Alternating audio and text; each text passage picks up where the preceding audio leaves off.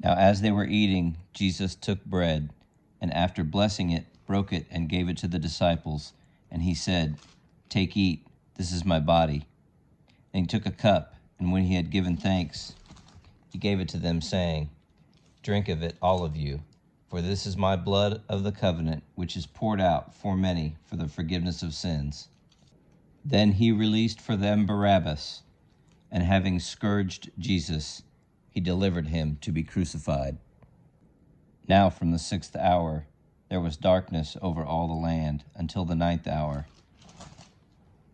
At about the 9th hour Jesus cried out with a loud voice, saying, "Eli, Eli, lama sabachthani," that is, my God, why have you forsaken me?" And some of the bystanders hearing it said, "This man is calling Elijah." And one of them at once ran and took a sponge, filled it with sour wine, and put it on a reed, and gave it to him to drink. But the others said, "Wait, let us see whether Elijah will come to save him." And Jesus cried out again with a loud voice, and yielded up his spirit. And behold, the curtain of the temple was torn in two from top to bottom, and the earth shook, and the rocks were split. The tombs also were open, and many bodies of the saints who had fallen asleep were raised. And coming out of the tombs after his resurrection, they went into the holy city and appeared to many. When the centurion and those who were with him, keeping watch over Jesus, saw the earthquake and what took place, they were filled with awe and said, "Truly this was the Son of God." Since it was the day of preparation, and so that the bodies would not remain on the cross on the Sabbath, for that Sabbath was a high day, the Jews asked Pilate that their legs might be broken and that they might be taken away.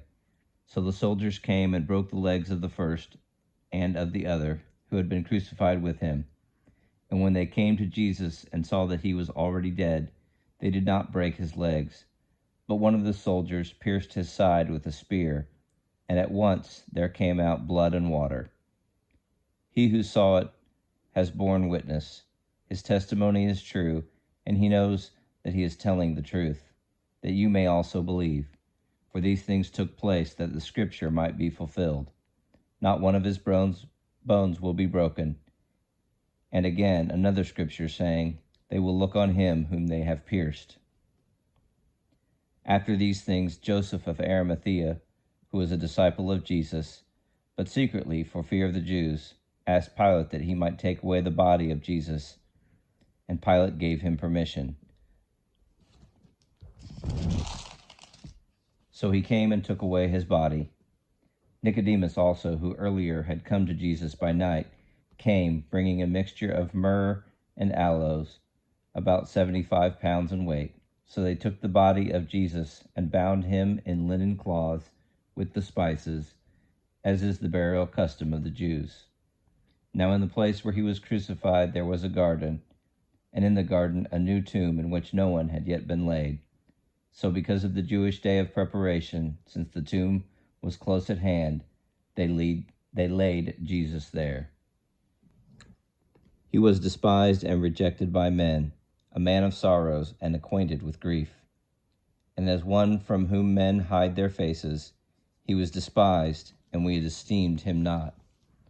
Surely he has borne our griefs and carried our sorrows, yet we esteemed him stricken, smitten by God, and afflicted.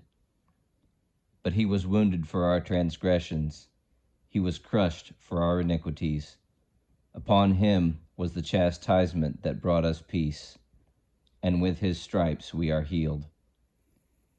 All we like sheep have gone astray, we have turned every one to his own way, and the Lord has laid on him the iniquity of us all. He was oppressed, and he was afflicted, and yet he opened not his mouth. Like a lamb that is led to slaughter, and like a sheep that before its shearer is silent, so he opened not his mouth. By oppression and judgment he was taken away. And as for his generation, who considered that he was cut off out of the land of the living, stricken for the transgression of my people, And they made a grave with the wicked and with the rich man in his death, although he had done no violence, and there was no deceit in his mouth.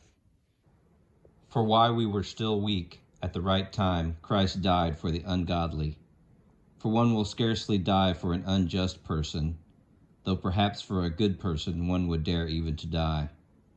But God shows his love for us, in that while we were still sinners, Christ died for us.